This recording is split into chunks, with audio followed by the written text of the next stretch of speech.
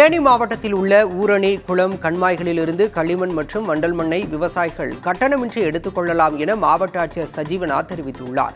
ஆண்டிப்பட்டி, பெரியகுளம், தேனி, உத்தமபாளையம், போடிநாயக்கனூரில் 162 அரசு புறம்போக்கு ஊரணி, குளம் மற்றும் கண்மாய்கள் உள்ளன. அவற்றிலிருந்து தேவைப்படும் களிமண் மற்றும் வண்டல் மண் எடுக்க tnecevai.tn.gov.in என்ற இணையதளம் வாயிலாக சம்பந்தப்பட்ட வட்டாட்சியரிடம் விண்ணப்பித்து பயன்பெறலாம். அனுமதி கோரும் விண்ணப்பதாரர்கள் மண்பாண்ட தொழில் செய்யும் இடம் அல்லது விவசாய நிலம், வசிப்பிடம் ஆகியவை ஒரே வருவாய் வட்டத்திற்குள் அமைந்திருக்க வேண்டும் என்றும் ஆட்சியர் சஜீவநாத் தெரிவித்துள்ளார்.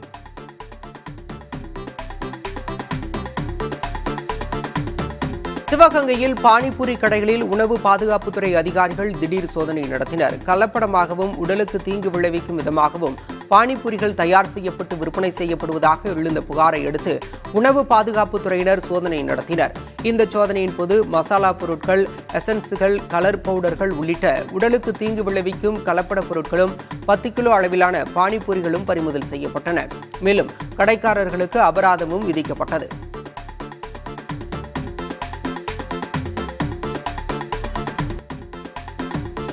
கரூர் மாவட்டம் குளித்தலை அருகே ஐயர்மலை பகுதியில் உள்ள பொது விநியோக பொருட்கள் கிடங்கை உணவுப் பொருள் வழங்கல் மற்றும் நுகர்வோர் பாதுகாப்புத்துறை முதன்மைச் செயலர் ஹர்சகாய் மீனா ஆய்வு செய்தார். கிடங்கில் வைக்கப்பட்டுள்ள சர்க்கரை, கோதுமை, அரிசியின் தரம், சுகாதாரம் மற்றும் மூட்டைகளின் எடை சரியாக உள்ளதா என ஆய்வு மேற்கொண்டார். கரூர் ஆட்சியர் தங்கவேல் மற்றும் அதிகாரிகள் ஆய்வின் போது உடனிருந்தனர்.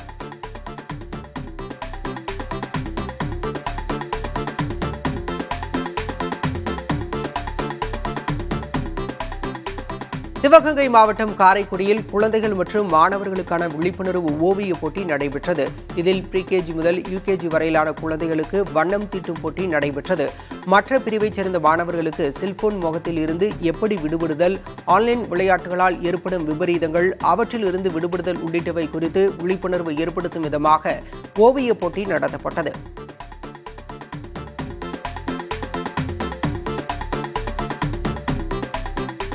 தஞ்சை பெரிய கோயிலில் ஆசாட நவராத்திரி விழாவின் 2ஆம் நாளில் வராகி அம்மன் மஞ்சள் அலங்காரத்தில் பக்தர்களுக்கு அருள் பாலித்தார். தஞ்சை பெரிய கோயிலில் ஆண்டுதோறும் ஆனி மாதம் 10 நாட்கள் ஆசாட நவராத்திரி விழா விமரிசையாக நடைபெறும். இந்த ஆண்டு ஆசாட நவராத்திரி விழாவின் தொடக்க நாளில் வராகி அம்மனுக்கு இனிப்பு அலங்காரம் நடைபெற்றது. தொடர்ந்து 2ஆம் நாளில் மஞ்சள் அலங்காரம் செய்யப்பட்டு மகா தீபாராதனை நடைபெற்றது. இதில் திரளான பக்தர்கள் கலந்து கொண்டனர்.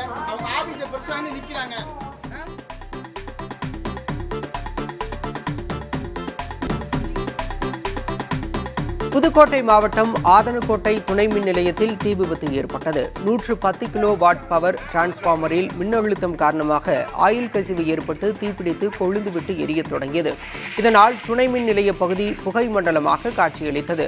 தகவல் அறிந்த தீயணைப்புத் துறையினர் விரைந்து வந்து அரை மணி நேரத்திற்கு மேல் போராடி தீயை கட்டுக்குள் கொண்டு வந்தனர். தீயணைப்புத் துறையினரின் துரித நடவடிக்கையால் பெரும் அசம்பாவிதம் தவிர்க்கப்பட்டது. தீ விபத்து காரணமாக துணை மின் நிலையத்திற்குட்பட்ட பகுதிகளில் மின்தடை ஏற்பட்டது.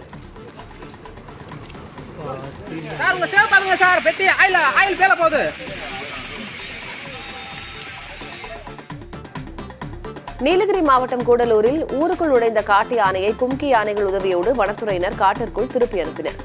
தொரப்பள்ளி சுற்றுவட்டார பகுதிகளில் 7 யானைகள் முகாமிட்டு தொடர்ச்சியாக விளைபயிர்களை சேதப்படுத்தி வந்தன. இந்நிலையில் வழக்கம் போல யானை ஒன்று ஊருக்குள் புகுந்ததால் மக்கள் அச்சமடைந்தனர். இதையடுத்து 2 கும்கி யானைகள் வரவழைக்கப்பட்டு காட்டு யானையை வனத்துறையினர் முதுமலை வனப்பகுதிக்குள் திருப்பி அனுப்பினர்.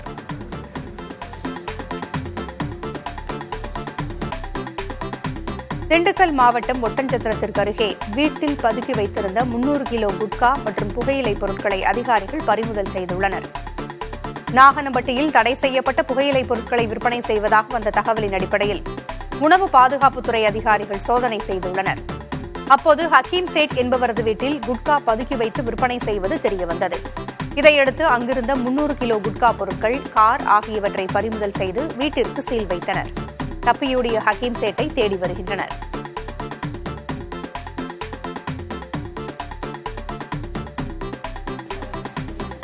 தேனி மாவட்டம் கம்பத்தில் வீட்டில் புகையிலை பொருட்களை பதுக்கி வைத்திருந்த 2வரை கைது செய்தனர்.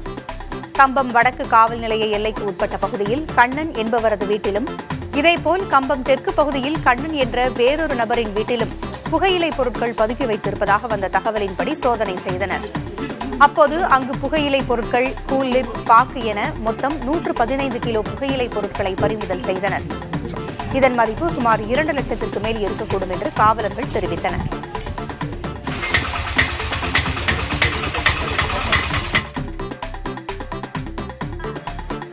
திருவண்ணாமலை மாவட்டம் செங்கத்திற்கு அருகே பேருந்தின் முன்படியில் ஏற முயன்ற இளைஞர் தவறி விழுந்து சம்பவ இடத்திலேயே உயிரிழந்தார்.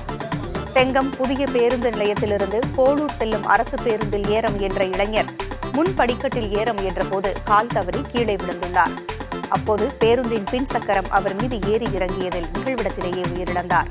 காவல்துறையினர் உடலை மீட்டு கூராய்விற்காக அனுப்பி வைத்தனர்.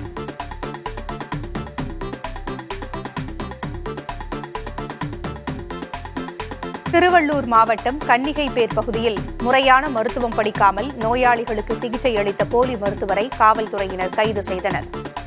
கிளினிக் ஒன்றில் அதிகாரிகள் சோதனை நடத்தியுள்ளனர். அப்போது ரஹீம் என்பவர் மருத்துவம் படிக்காமல் சிகிச்சை அளித்தது தெரியவந்தது. இதையடுத்து கிளினிக்கிற்கு சீல் வைத்து ரஹீமை கைது செய்து சிறையில் அடைத்தனர்.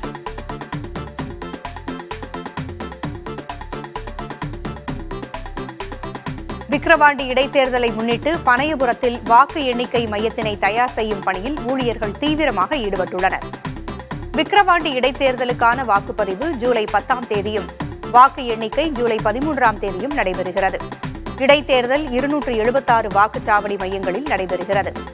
மின்னணு வாக்குப்பதிவு இயந்திரங்களில் பதிவாகும் வாக்குகள் பனையபுரத்தில் உள்ள அரசு மேல்நிலைப் பள்ளியில் 3 அடுக்கு பாதுகாப்போடு வைத்து எண்ணப்பட உள்ளது. இதற்காக அறைகளை தயார் செய்யும் பணியில் தீவிரமாக ஊழியர்கள் ஈடுபட்டுள்ளனர்.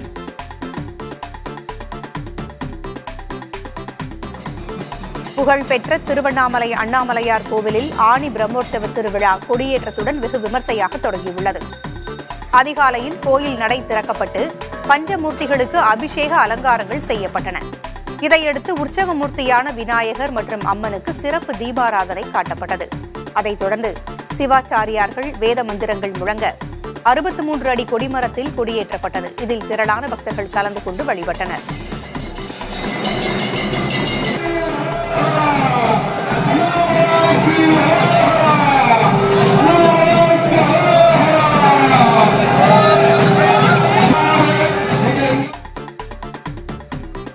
மதுரை மாவட்டம் முசலம்பட்டியில் கண் பார்வையற்ற கருவுற்ற பெண் மரணம் தொடர்பாக அவரது கணவரை காவல்துறையினர் கைது செய்துள்ளனர். புடியங்குளத்தைச் சேர்ந்த சின்னராஜ், ரவீனா தம்பதியிடையே அடிக்கடி தகராறு வந்ததாக கூறப்படுகிறது. இது தொடர்பாக காவல் நிலையத்தில் புகார் அளித்த நிலையில் பேச்சுவார்த்தைக்கு பின் இருவரும் ஒன்றாக வாழ்ந்து வந்துள்ளனர். இந்நிலையில் கருவுற்றிருந்த ரவீனா வீட்டில் மயங்கிய நிலையில் கிடந்ததால் அருகே இருந்தவர்கள் மருத்துவமனையில் சேர்த்துள்ளனர். ஆனால் அவர் உயிரிழந்து விட்டதாக மருத்துவர்கள் தெரிவித்துள்ளனர்.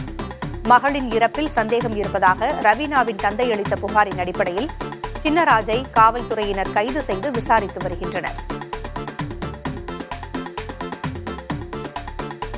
சத்தியமங்கலம் அரசு பிற்படுத்தப்பட்டோர் மாணாக்கர் விடுதியில் அடிப்படை வசதிகள் குறைபாடுகள் குறித்த குற்றச்சாட்டுகளின் காரணமாக அங்கு நேரில் ஆய்வு செய்த பவானிசாகர் அதிமுக எம்எல்ஏ பன்னாரி இதுபற்றி மாவட்ட ஆட்சியரிடம் புகார் அளித்துள்ளார். அத்தானி சாலையில் உள்ள இந்த விடுதியில் அரசு வழங்கிய பட்டியலின்படி உணவு வழங்கப்படுவதில்லை என்பது உள்ளிட்ட குற்றச்சாட்டுகளை மாணாக்கரும் பெற்றோர்களும் எழுப்பினர். இதையடுத்து தொகுதி எம்எல்ஏவான பன்னாரி நேரில் ஆய்வு நடத்தினார். அப்போது விடுதி காப்பாளர் பணியில் இல்லாத நிலையில் சிசிடிவி கேமராவும் பழுதான நிலையில் இருந்தது. மாணாக்கருக்கான உணவை சாப்பிட்டு பார்த்த அவர் விடுதியில் உள்ள குறைகளை களையுமாறு மாவட்ட ஆட்சியரிடம் புகார் அளித்தார். பிரான்ஸ் பாராளுமன்ற தேர்தலின் 2ஆம் கட்ட வாக்குப்பதிவு காரைக்காலில் உள்ள பிரெஞ்சு துணை தூதரகத்தில் தொடங்கி நடைபெற்று வருகிறது. முதற்கட்ட வாக்குப்பதிவு கடந்த 30ஆம் தேதி நடைபெற்ற நிலையில் 2ஆம் கட்ட வாக்குப்பதிவு காரைக்கால் மாவட்டம் தெய்தா வீதியில் அமைந்திருக்கும் பிரெஞ்சு துணை தூதரகத்தில் காலை 8 மணிக்கு தொடங்கி மாலை 6 மணி வரை நடைபெறவுள்ளது. வாக்குப்பதிவு நடைபெறும் பகுதியில் காரைக்கால் மாவட்ட காவல்துறையினர் பாதுகாப்பு பணியில் ஈடுபட்டுள்ளனர்.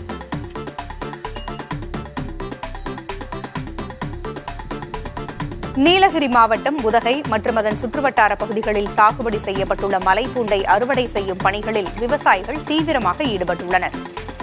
நீலகிரியை பொறுத்தவரை தேயிலை சாகுபடிக்கு அடுத்தபடியாக மலைத்தோட்ட காய்கறி விவசாயம் முக்கியமானதாக உள்ளது. குறிப்பாக நீலகிரியில் விளையும் வெள்ளைப்பூண்டு அதிக காரத்தன்மை கொண்டதாகவும் மருத்துவ குணம் உடையதாக உள்ளதாகவும் இதற்கு நல்ல வரவேற்பு உள்ளது. உதகை சந்தையில் பூண்டு கிலோ 200 ரூபாய் முதல் 280 ரூபாய் வரை விலை போவதால் விவசாயிகள் மகிழ்ச்சியடைந்துள்ளனர்.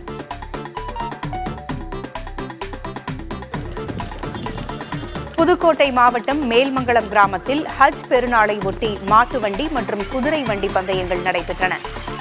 மதுரை, திருச்சி, தஞ்சாவூர் உள்ளிட்ட பல்வேறு மாவட்டங்களிலிருந்தும் 20க்கும் மேற்பட்ட மாடுகளும் 57 குதிரைகளும் போட்டியில் பங்கேற்றன.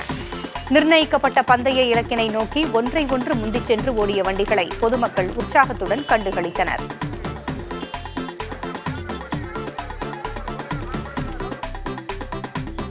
காரைக்குடியில் புதர்மண்டி காணப்படும் வரத்து கால்வாயை சீரமைக்க மக்கள் கோரிக்கை விடுத்துள்ளனர். அதலை கண்மாயிலிருந்து காரைக்குடி பெரிய கண்மாய்க்கு வரும் வரத்து கால்வாய் கடந்த 3 வருடங்களுக்கு மேலாக புற்கள் படர்ந்து புதர்மண்டி காணப்படுகிறது. இதனால் பெரிய கண்மாயின் நீராதாரம் கேள்விக்குறியாவதால் உடனடியாக வரத்து கால்வாயை தூர்வார விவசாயிகள் வலியுறுத்தியுள்ளனர். இதுகுறித்து காரைக்குடி நகராட்சி நிர்வாகத்தினரிடம் கேட்டபோது கால்வாயை தூர்வார நடவடிக்கை எடுக்கப்படும் என கூறினர்.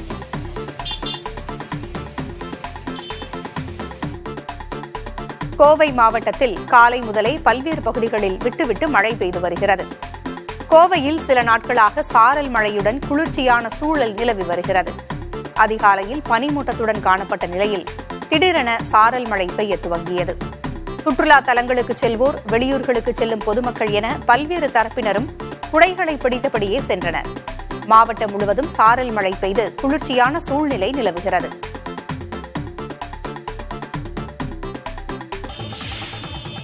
விக்கிரவாண்டி தொகுதிக்கு உட்பட்ட சில பகுதிகளில் தார்ச்சாலை அமைக்க கோரி அப்பகுதி மக்கள் சாலை மறியலில் ஈடுபட்டனர். போதிதர்மன் நகர், குபேர நகர் உள்ளிட்ட பகுதிகளில் 10 நாட்களுக்கு முன்பாக சாலை அமைக்கும் பணிக்காக வண்டல் மண் கலந்த கலவையை கொட்டிவிட்டு சென்றுள்ளனர். இதனால் சாலையில் செல்லும் வாகன ஓட்டிகள் கீழே விழுந்து விபத்தில் சிக்குவதாக அப்பகுதியினர் கூறுகின்றனர். விக்கிரவாண்டி இடைத்தேர்தலையொட்டி சாலை அமைக்கும் அதிகாரிகள் தார் சாலையை அமைக்காமல் மண் சாலையை அமைத்து சென்றிருப்பதாக குற்றம் சாட்டினர். இதனை கண்டித்து விழுப்புரம் சென்னை நெடுஞ்சாலையில் மறியலில் ஈடுபட்டதோடு பேருந்துகளை மறித்து சாலையில் படுத்துக் கொண்டு போராட்டத்திலும் ஈடுபட்டனர். இதனால் அரை மணி நேரம் போக்குவரத்தில் பாதிப்பு ஏற்பட்டது. காவல்துறையினரின் பேச்சுவார்த்தைக்கு பிறகு போராட்டம் கைவிடப்பட்டது. நாமக்கல் மாவட்டம் அருகே அரசால் தடை செய்யப்பட்ட ஆப்பிரிக்க கெளுத்தி வகை மீன்களை அதிகாரிகள் பறிமுதல் செய்து அளித்தனர். நாமக்கல் நகரில் ஆப்பிரிக்க கெளுத்தி வகை மீன்கள் விற்பனை செய்யப்படுவதாக வந்த ரகசிய தகவலின்படி உணவு பாதுகாப்புத்துறை அதிகாரிகள் அதிரடி ஆய்வில் ஈடுபட்டனர். அப்போது இறைச்சி கடைகளில் பதுக்கி வைக்கப்பட்டிருந்த 30 கிலோ ஆப்பிரிக்கன் வகை மீன்களை கண்டறிந்து அதை குழி தோண்டி புதைத்தனர். இந்த வகை மீன்களை விற்பனைக்கு கொண்டு வந்தது யார் என்பது குறித்தும் விசாரித்து வருகின்றனர். மேலும் வியாபாரிகளுக்கு எச்சரிக்கையும் விடுத்துச் சென்றனர்.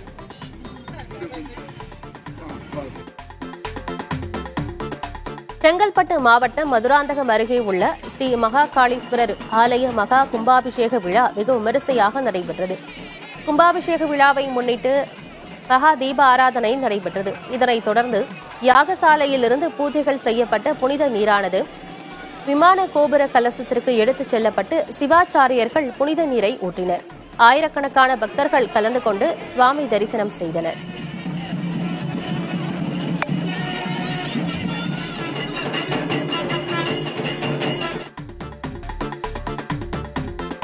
புதுக்கோட்டை மாவட்டம் மேல்மங்கலம் கிராமத்தில் ஹஜ் பெருநாளையொட்டி மாட்டு வண்டி மற்றும் குதிரை வண்டி பந்தயங்கள் நடைபெற்றன. மதுரை, திருச்சி, தஞ்சாவூர் உள்ளிட்ட பல்வேறு மாவட்டங்களிலிருந்து 20க்கும் மேற்பட்ட மாடுகளும் 57 குதிரைகளும் போட்டியில் பங்கேற்றன. நிர்ணயிக்கப்பட்ட பந்தய இலக்கினை நோக்கி ஒன்றையொன்று முந்திச் சென்று ஓடிய வண்டிகளை பொதுமக்கள் உற்சாகத்தோடு கண்டு ரசித்தனர். இலங்கையில் உள்ள கதிர்காம கந்தன் கோயிலில் ஆடிவெல் மகோற்சவம் கொடியேற்றத்துடன் தொடங்கியது. இதையொட்டி பல்வேறு பகுதிகளில் இருந்து பாத யாத்திரையாக வந்த பக்தர்கள் கொடியேற்ற நிகழ்வில் பங்கேற்று இறைவனை வழிபட்டனர். கொடியேற்ற நிகழ்வில் சிறப்பு அலங்காரத்துடன் கூடிய யானைகள் அணிவகுத்ததோடு பல்வேறு பாரம்பரிய கலை நிகழ்வுகளும் அரங்கேற்றப்பட்டன.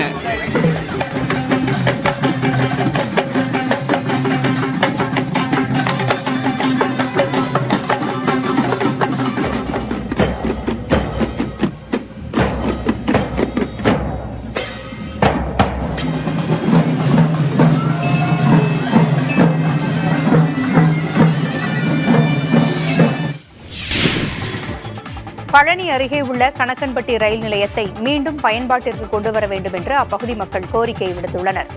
கணக்கம்பட்டி ரயில் நிலையம் சுமார் 70 ஆண்டுகளாக செயல்பாட்டில் இருந்து வந்தது.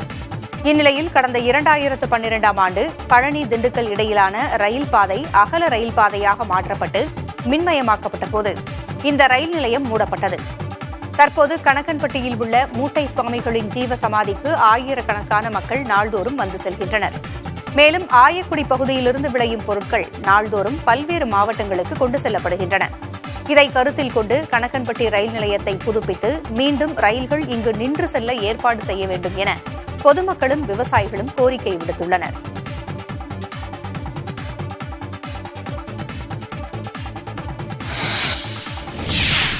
ஈரோடு மாவட்டம் தாளவாடி அருகே கரும்பு தோட்டத்திற்குள் புகுந்த யானைகள் அங்கிருந்த பயிர்களை சேதப்படுத்தியுள்ளன. வனத்திலிருந்து வெளியேறிய யானைகள் சிக்கள்ளி கிராமத்தில் புகுந்தன. அங்கு சங்கர் என்பவரது தோட்டத்தில் இருந்த கரும்பு பயிர்களை தின்றும் மிதித்தும் யானைகள் சேதப்படுத்தின.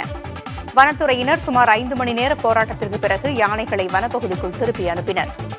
யானைகளால் 10 ஏக்கரில் சாகுபடி செய்த கரும்பு சேதமடைந்திருப்பதாக விவசாயி ஒருவர் தெரிவித்தார்.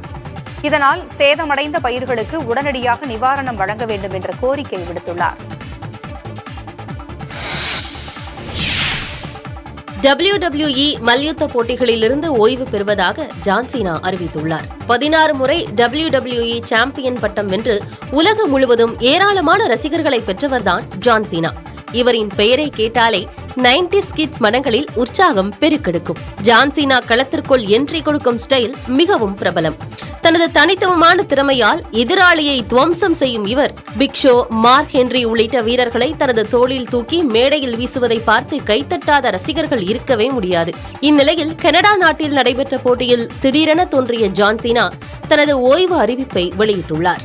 2025ஆம் ஆண்டு நடைபெறவுள்ள போட்டியுடன் ஓய்வு பெற இருப்பதாக அவர் கூறியுள்ளார்.